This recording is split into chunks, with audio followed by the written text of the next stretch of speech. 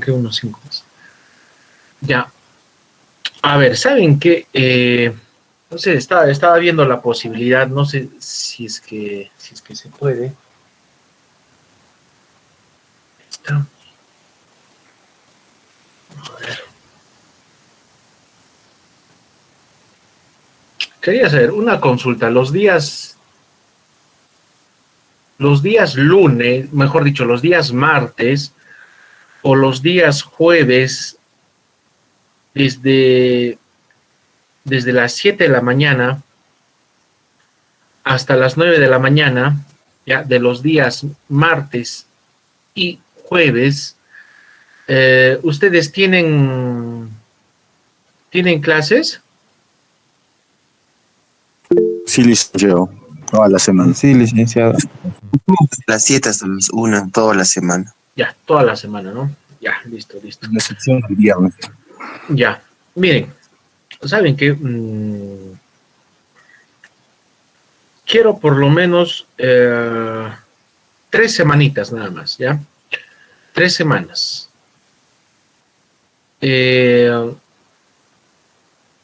Porque de alguna u otra manera me está faltando desarrollar con ustedes algunas sesiones.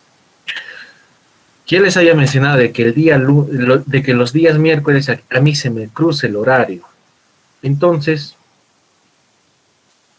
quiero presentar la siguiente solución. De lunes a viernes,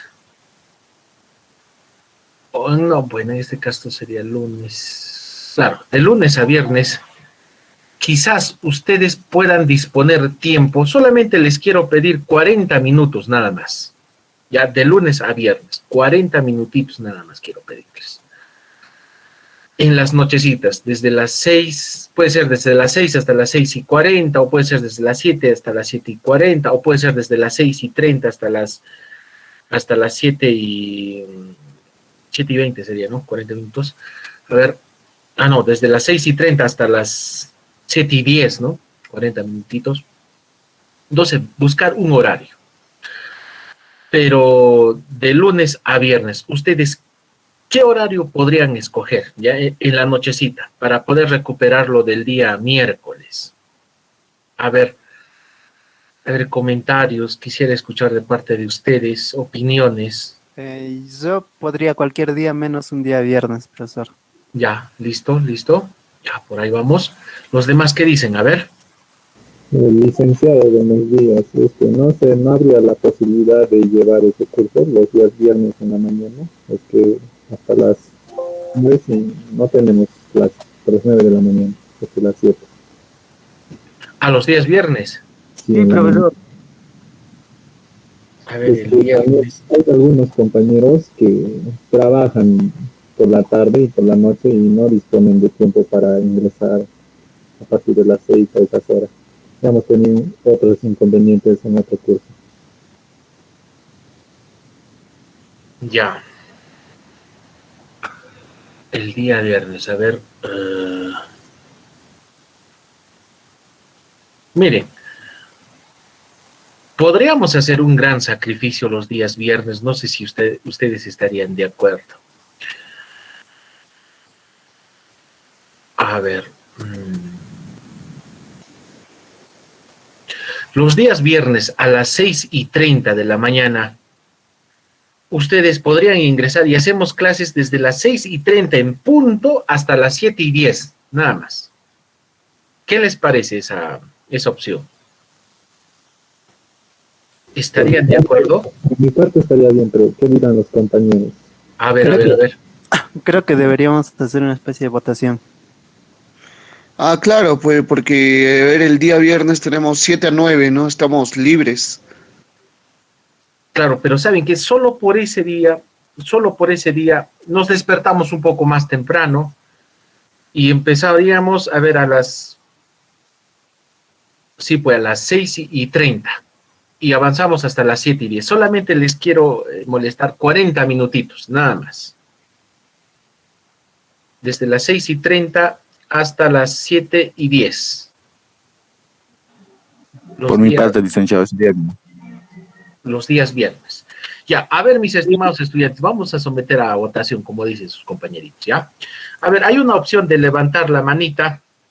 Por favor, levanten la mano los que están de acuerdo de llevar el curso desde las 6:30 de la mañana hasta las 7:10 de la mañana los días viernes.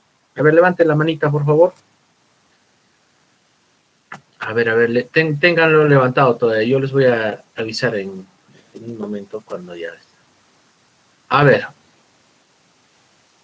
Listo, son 23, 24. Ya yo creo que ya, ¿no? La mayoría 25. Ya, son 24. Ya, 25. 26. 26, ya, listo. Son 25 estudiantes, mis estimados estudiantes, perdón la redundancia, que están de acuerdo. Entonces, ya, listo, pueden bajar la mano, no hay problema. Ya, entonces acordamos en esto, ¿ya? Solo por los días viernes nos vamos a adelantar. Desde las 6:30 de la mañana hasta las 7:10. ¿Listos? 40 minutitos, pero un favor. Quiero que entremos todos a las 6:30 en punto de la mañana, ¿ya? Cosa que ahí terminamos a las 7:10 en punto también, ¿ya? Entonces, ese favor quiero pedirles, ¿listos? Para no perder las clases del día miércoles. ¿Ya? Listo. Muy bien, estimados estudiantes. Entonces, vamos a empezar con nuestro cursito. Yo ya les había hablado respecto a lo que es, por ejemplo, el tema del texto, ¿no? Ya les había dicho de que un texto fundamentalmente tiene que tener un tema, tiene que tener una intención, tiene que tener un propósito, tiene que tener también un efecto. Cuando un texto tiene un mensaje, entonces podemos decir de que tiene un tema. Y si es que un texto tiene un tema, por ende podemos decir de que realmente es un texto, ¿ya? Entonces, un texto definitivamente tiene que tener distintos componentes, ¿no? Por así decirlo, algunos ingredientes, ¿no? Por ejemplo, nosotros cuando preparamos una torta necesitamos de distintos ingredientes, ¿cierto? La harina, el azúcar, las esencias, qué sé yo, ¿no? Todos esos ingredientes. Igual, en un texto, fundamentalmente hay 9 componentes relacionales que nosotros debemos de cumplir a la hora de redactar y de comprender un texto. ¿Ya? A ver, vamos a ver entonces. Pero antes de ello, quiero poner en claro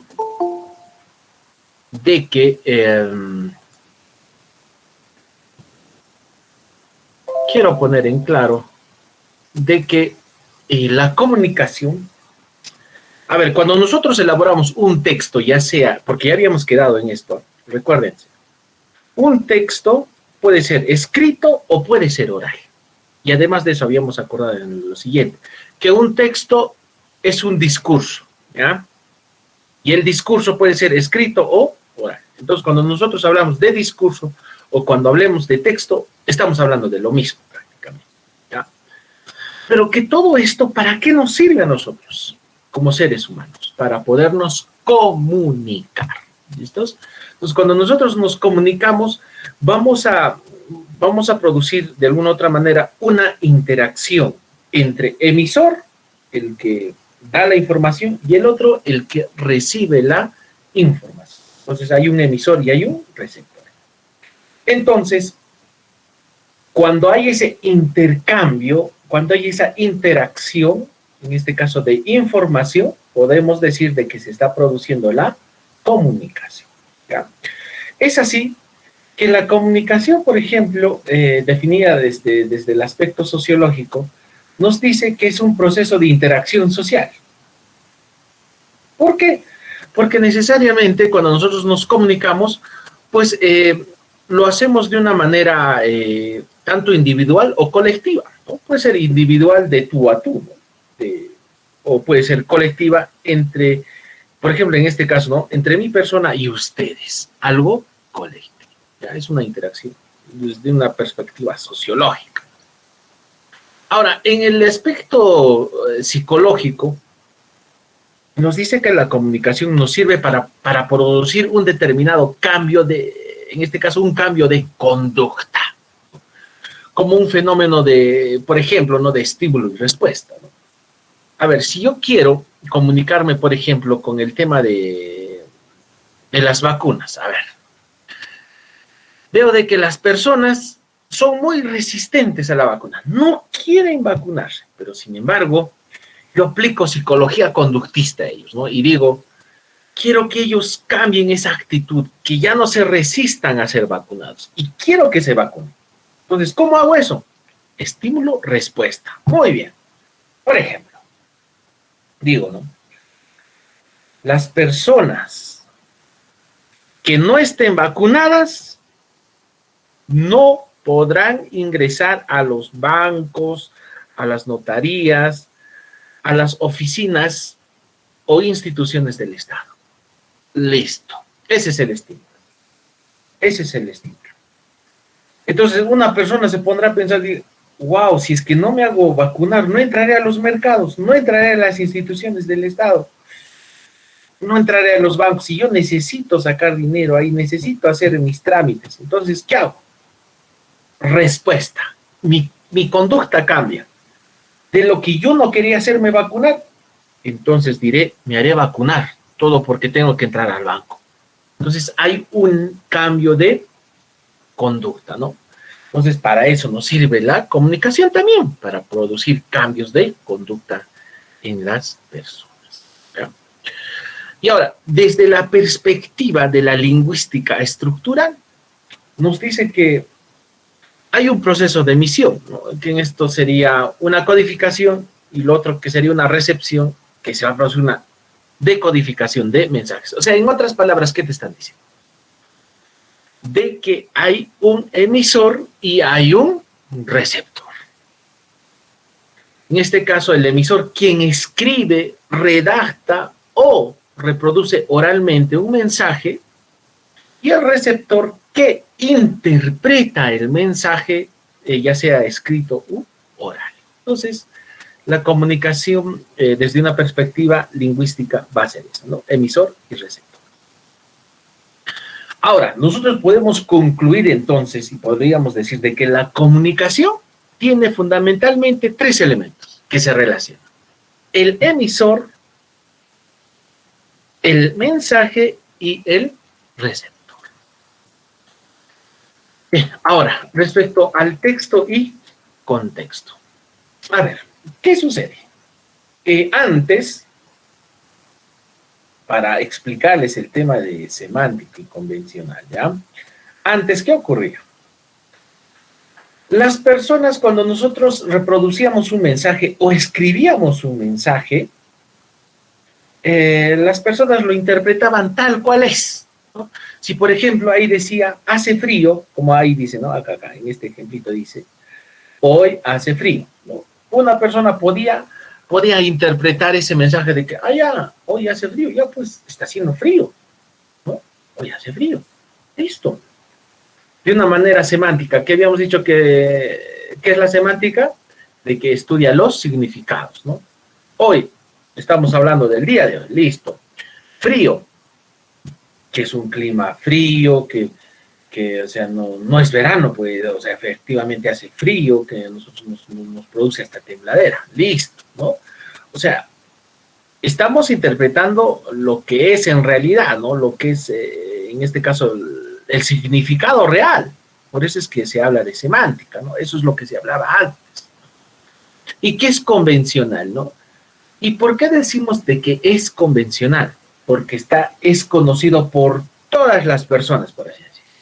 ¿Todos sabemos qué significa la palabra frío? Pues sí. Tu mamá sabe qué significa que es frío, tu papá sabe qué significa que es frío, tus hermanos, nosotros sabemos qué significa la palabra frío. Por eso es que es convencional, ¿ya? Convencional porque es conocido por todos. Semántico, ¿por qué? Porque es el estudio de los significados de las palabras, ¿ya? Entonces, antes de esa manera, pues estudiaban los textos, tal cual es. Pero ¿qué sucede? Hoy en día, las cosas han evolucionado, como decía aquí. Hubo una evolución, más no una involución. Entonces, dijeron de que ese mensaje de que hoy hace frío, no solamente significa de que realmente hace frío y que hay que utilizar una casaca o una manta. No. Entonces, dijeron de que esa expresión de hoy hace frío podría significar otras cosas más. ¿Por qué? Porque así lo estudia la pragmática. Ya habíamos dicho de que la pragmática es el estudio en otras palabras, del acto comunicativo. Lo que uno está haciendo. En este momento, por ejemplo, estamos aplicando pragmática, ¿no? En el sentido de que hay un acto comunicativo. En este caso, que el emisor, persona, y ustedes son los receptores. Ahora, yo por cada palabra que estoy reproduciendo, por así decirlo, ustedes también están aplicando la inferencia, ¿no? Es decir, están aplicando la deducción. Están deduciendo el mensaje. ¿Ya? Entonces, pragmática e inferencia se van juntos, así como la semántica y lo convencional. Pero veamos un ejemplo concreto de lo que sería pragmático, o un aspecto pragmático y un aspecto inferencial. Y de repente empiezo a hablar esto, ¿no? Digo, ¿no? Los niveles de riesgo están divididos en 3 colores: rojo, amarillo y verde. ¿Listos? Así, para todos, ¿ya? Y esto voy a preguntar, a ver, quiero que me respondan, a ver, listos, atentos. Digo lo siguiente, ¿no? Los niveles de riesgo se clasifican en 3: rojo, amarillo y verde. ¿Listos? Muy bien. Entonces, uno si aplica literalmente, o sea, si es que se va al tema semántico y convencional, dirá, ¿no? Semántico, color amarillo, claro, amarillo, rojo y verde, son colores. Listo. Semántico, ¿no? Son colores, suficiente.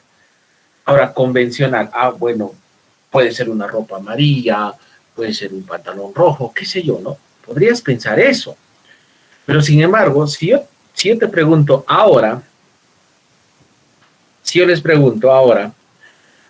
a ver, ¿por qué el profesor Juan Carlos en este momento ha hablado de los niveles de riesgo que se clasifican en 3: rojo, amarillo y verde? A ver, ¿tú qué responderías? A ver, voluntarios, por favor. ¿Por qué hablo de 3 niveles de riesgo? A ver.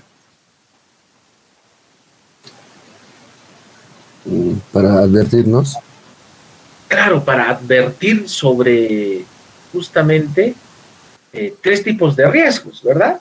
Pero en este caso, ¿ustedes qué creen? ¿Qué será? ¿Qué tipo de riesgos? ¿De qué riesgos creen que estoy hablando? ¿Riesgos de salud? ¿Riesgos académicos? ¿Qué creen? ¿Qué tipo de riesgo será? A ver. Miren, ese proceso que ustedes están haciendo ahora, están tratando de inferir, están tratando de deducir, de decir, no, ¿a qué se refiere el profesor? Puede ser niveles de riesgo al momento de conducir un auto, ¿no? Porque el color rojo, si es que me paso el semáforo rojo, no podría ocasionar un accidente, ¿no? O el amarillo, ¿no? O el verde, que debo de pasar libremente, ¿no? Podrías inferir por ese lado. Otro podría inferir, ¿no?, los niveles de riesgo de la pandemia, pues, ¿no? Si estamos en rojo, quiere decir de que hay muchas personas infectadas y se podría propagar mucho más, ¿no? Y si es que es verde, quiere decir que no hay muchos infectados en esta zona, ¿no? O sea, estás deduciendo eso, ¿no? O puede ser el riesgo académico, y tú puedes decir, ¿no? Seguramente, si están en color rojo, quiere decir que los estudiantes, la mayoría de los estudiantes están desaprobados. Y que si hay varios con color verde, quiere decir de que hay muchos aprobados, de que no hay problemas. Pero vieron, nos está enseñando a de alguna otra manera inferir. Inferir. Ya estamos deduciendo. ¿Ya? Entonces, es así que, mis estimados estudiantes, gracias a esos componentes de la pragmática y la inferencia, se produce una comunicación textual entre el lector y quien ha escrito el texto. ¿Ya? Ahora, respecto al contexto. A ver, el contexto ya habíamos quedado, ¿no? El contexto podría ser espacio, podría ser lugar, podría ser una temática también, el contexto, ¿no? ¿De qué temática estamos hablando? Digamos, de educación, o estamos hablando de salud, o estamos hablando de ingenierías, ¿no? Entonces, son temas, ¿ya? Entonces, un contexto puede ser un determinado tema, o puede ser también un lugar específico, un espacio geográfico, todo ello, ¿ya? Bien, ahora, a ver, ¿qué ocurre? Hay veces tú como varón, ¿no? Estás acompañado de una señorita. Y hay veces esa señorita empieza a decirte esto. Oye, ¿no crees que está haciendo un poco de frío? ¿No? ¿Por qué te habrá dicho esa expresión? ¿Porque realmente está haciendo frío? O quizás están pasando por un restaurante o una pollería, digamos, ¿no? Y entonces ella justamente ha dicho que está haciendo frío. O sea, en otras palabras, te está diciendo que entremos a un lugar o entremos a esa pollería para que no nos haga frío. O es que podría ser quizás que quiere que tú le prestes tu casaca. O quizás quiere que tú le abraces a ella. Entonces, miren, ¿cómo es que por esa simple expresión uno puede deducir un montón de cosas? Esa es la pragmática que está acompañada con la inferencia, ¿no? Y por eso algunas señoritas o algunos chicos no dicen, ¿no? Ay, mira, es un tonto, no se ha dado cuenta. Yo le he dado señas todavía de que yo quería estar con ella o quería estar con él, pero no se dio cuenta, pues, ¿no? Entonces, hay que estar muy atentos. Hay que estar muy, muy atentos y aplicar, pues, lo que es la pragmática y aplicar lo que es la inferencia. Porque, a ver, cuando una chica así difícilmente te va a decir, ¿no? Está haciendo frío. Si una chica realmente quiere que le abriguen, entonces ella no, quizás va a poder decir directamente, préstame tu casaca, o sabes que está haciendo frío, abrígame, o sea, de frente, podría ser, ¿no? Pero tenemos que estar atentos a cada tipo de... ¿Ya?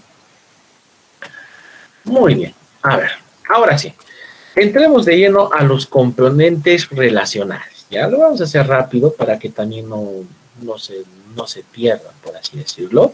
¿Ya? A ver, atentos y apunten esto, ¿ya? Apunten. Los componentes relacionales del texto, en total son 9, ¿ya? Vamos a empezar por el primero, que es el referente. ¿Qué es el referente? En otras palabras, es el tema, ¿ya? Suficiente, y nos quedamos con eso. ¿Qué es el referente? Es el tema central, que orienta la unidad textual. Listo, nada más. ¿Qué es el referente? Es el tema del texto, es el tema central del texto. Listo. A ver, referentes, por ejemplo, como hace rato ya les decía, ¿no? La educación, la seguridad vial,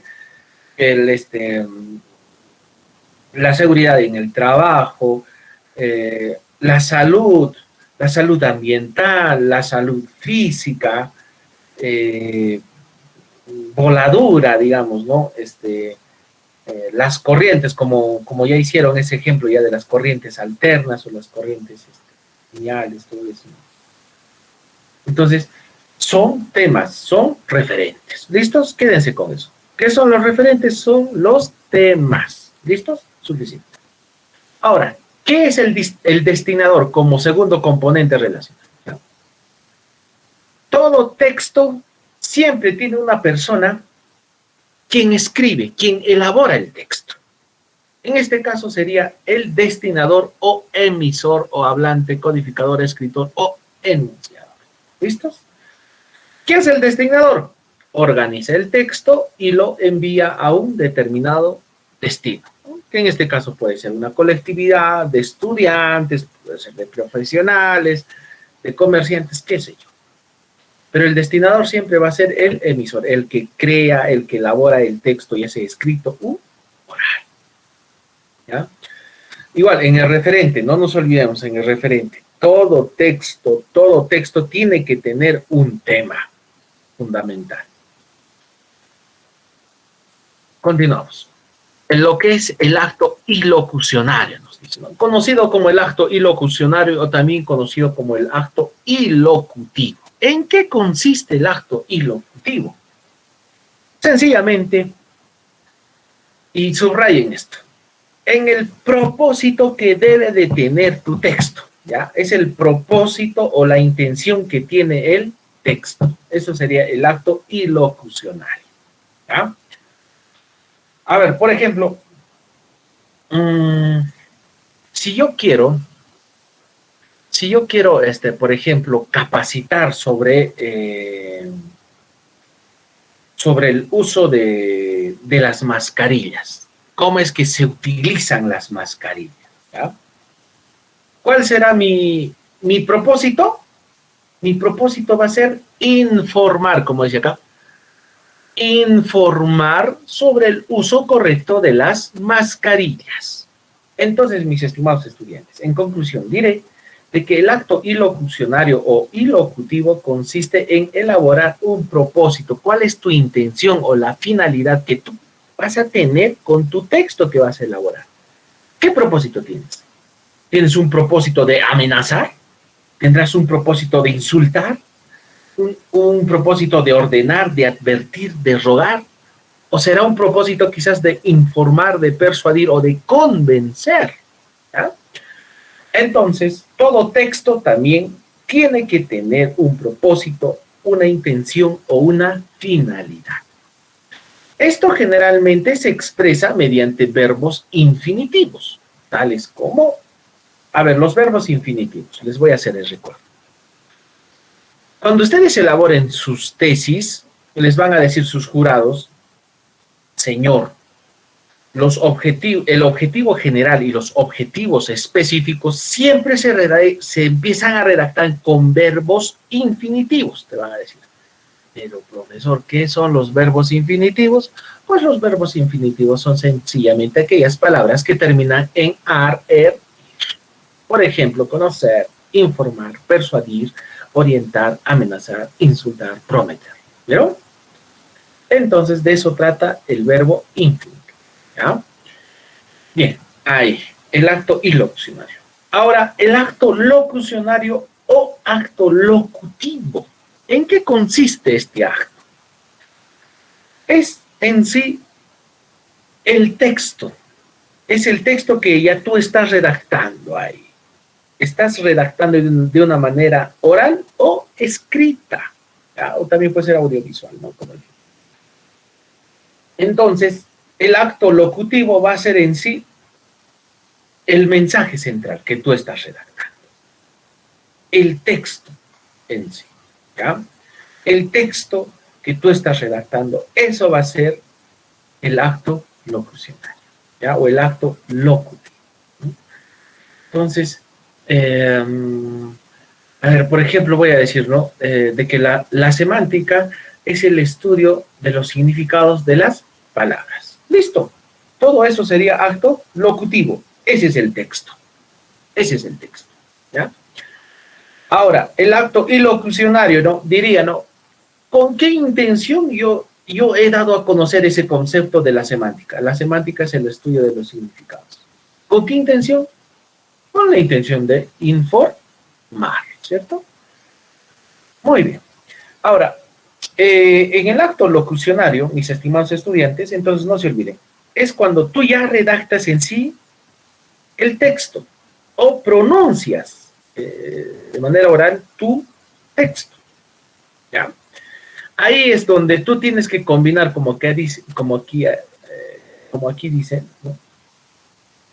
Tienes que combinar el conjunto de ideas que tú tienes en tu cabecita, ¿ya? Y esto definitivamente de que va a ser a través de un código, ¿no? En este caso puede ser, como ejemplo, el código de la lengua española. ¿Cuál es tu código? El sistema de signos, ¿no?, que tú vas a emplear. O será quizás el código Morse, puede ser, ¿no? El código Morse. Puede ser, o lo otro, ¿no? Lo que las personas que no ven, los cieguitos, utilizan otro tipo de lectura, ¿no? Ahorita se me ha ido el término, ya, pero es su código. De esa manera ellos se comunican. Y nosotros nos comunicamos a través de la lengua española.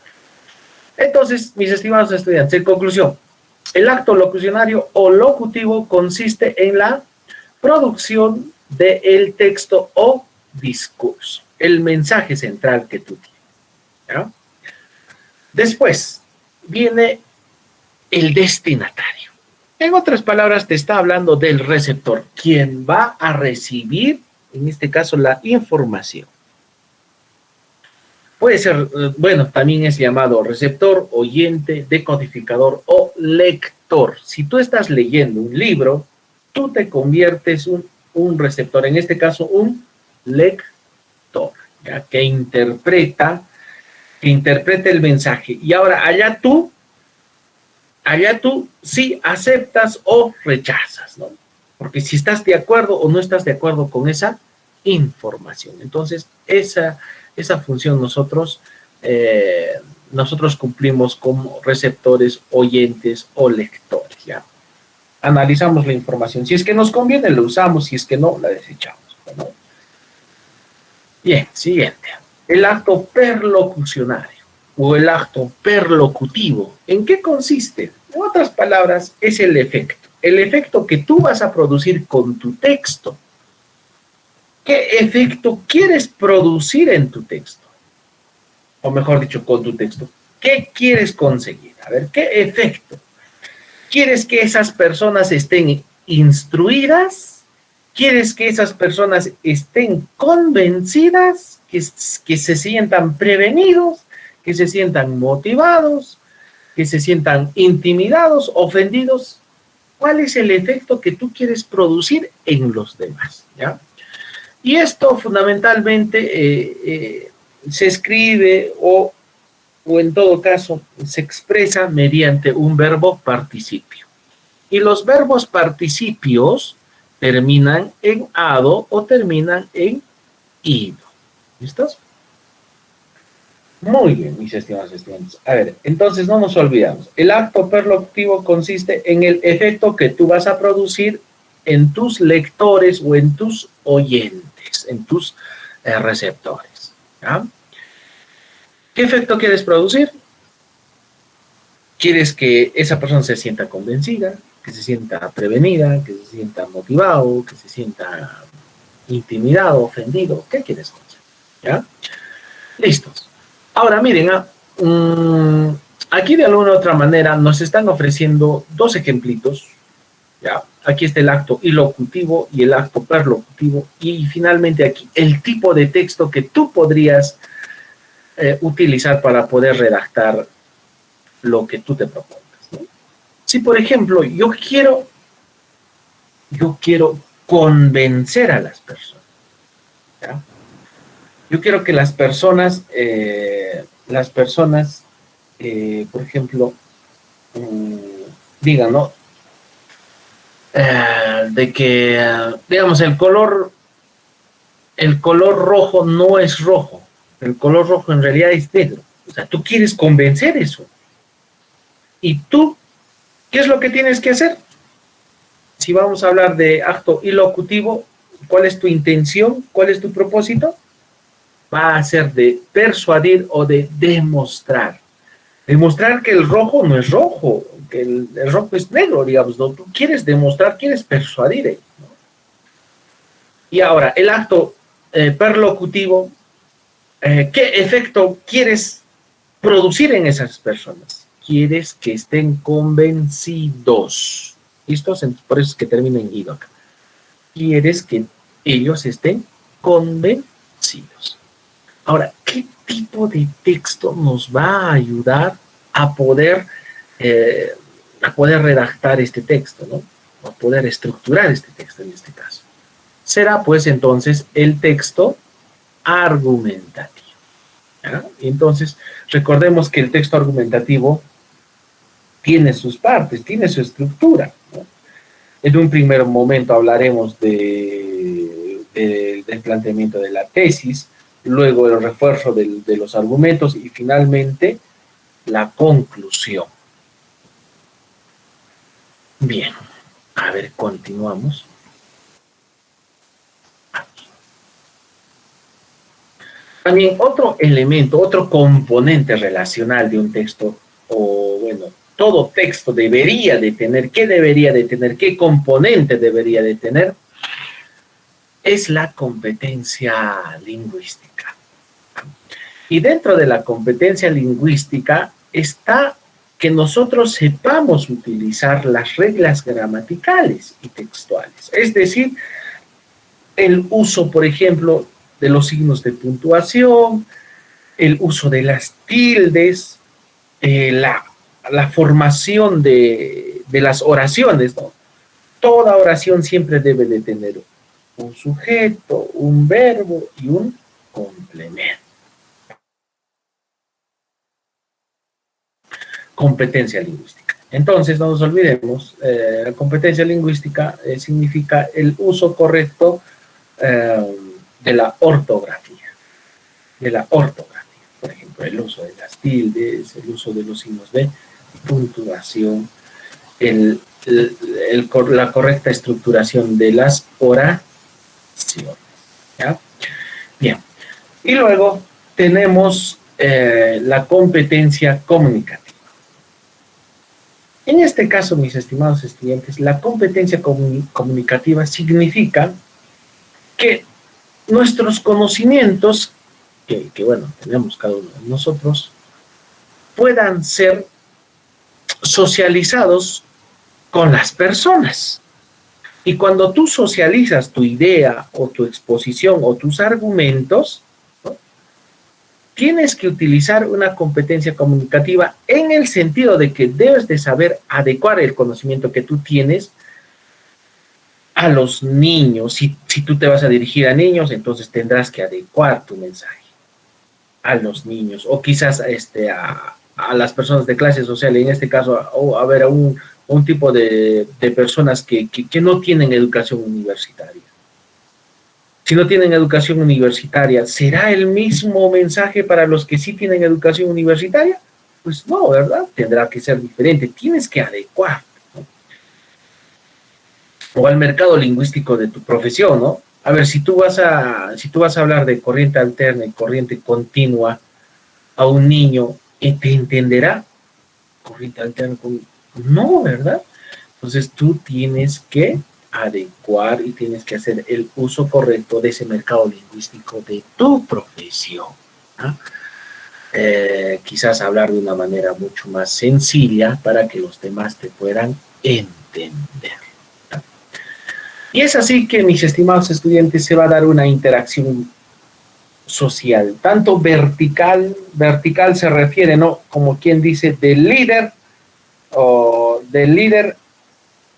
al gestor, o del jefe al subalterno, el jefe al subalterno. O en nuestra universidad, ¿no?, una relación vertical sería, por ejemplo, arriba está el rector, después están, digamos, los decanos, después están los docentes y después están los estudiantes. ¿Vieron? Una relación vertical. Horizontal se va a dar cuando, por ejemplo, entre colegas, nosotros entre profesores, ¿no?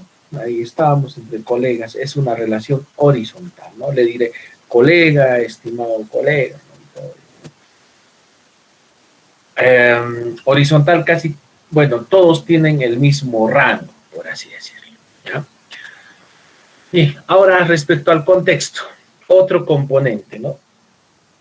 Un texto siempre va a estar relacionado a un contexto, siempre. ¿Por qué? Porque siempre se va a producir en un determinado lugar o en un determinado tema, ¿no? Si vamos a hablar de lugar, vamos a hablar de ámbitos geográficos. Si vamos a hablar de un tema determinado, vamos a hablar de socioculturas, y también puede ser de temas psicológicos, ¿no? Entonces tiene que haber una temática ahí. Recordemos que contexto no solamente es lugar o espacio, también es un tema. ¿Ya? Muy bien. Y eso sería todo. A ver, ¿están ahí? Hola, hola. Sí, Sí, licenciado. Sí, licenciado, sí está. Ya, a ver, ¿he volado demasiado o es que está bien así? A ver, quiero sus opiniones. ¿Está bien o lo he hecho muy rápido? Yo creo que sí está bien. Por mí sí está bien, Sí, sí, licenciado. está perfecto. Ah, ya. Para mí también está bien. Ya, listo. Todo entendido, licenciado. Ya, listo. Listo, aparte de ello, esto lo voy a colgar en el aula, o creo que ya está colgado, no me recuerdo bien, pero ya lo voy a colgar, ¿ya?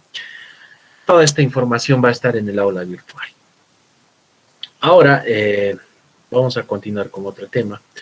Pero bueno, para no cansarles, nos vamos a dar, ¿les parece 5 minutitos de descanso ya para cambiar de tema, ¿ya? 5 minutitos de descanso, ya vayan a tomar agüita o algo, ya 5 minutitos descansamos y luego continuamos. Solamente 5 minutos, ¿listos? ¿De acuerdo? Sí, licenciado. Sí, licenciado. Listo, ya 5 minutitos. Después lo voy a hacer rápido, ya para ir a almorzar también temprano, ¿ya? No les quiero cansar porque entiendo de que estas clases virtuales son mucho más cansadas, ¿no? La situación presencial sí podemos extendernos, pero por aquí es cansadito, sí, lo entiendo. Ya, 5 minutitos nada más, ¿ya? Son las 11:47, estamos de regreso a las 12, ya mejor a las 12:04 en punto, ¿ya? 12:04 en punto, arrancamos y estaremos unos 20 o 30 minutitos más y ahí terminamos la sesión, ¿ya? Para no cansarles, ¿ya? Entonces, ya listo, voy a pasarles por el grupo, ¿ya? Por el grupo voy a enviarles las diapositivas ahora. Ya listo, 12:04 nos volvemos a ver acá.